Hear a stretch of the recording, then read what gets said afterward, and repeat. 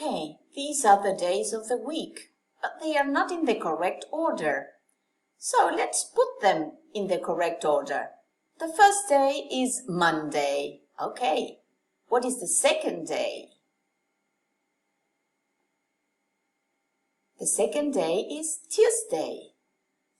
So Monday, Tuesday. And then comes Wednesday. Monday, where is Tuesday? Monday, Tuesday, Wednesday. Thursday.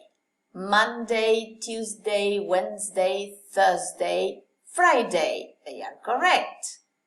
After Friday, we have Saturday and Sunday. So that is the order. Monday, Tuesday, Wednesday, Thursday, Friday, Saturday and Sunday. My favorite day of the week is Saturday. What is your favorite day of the week?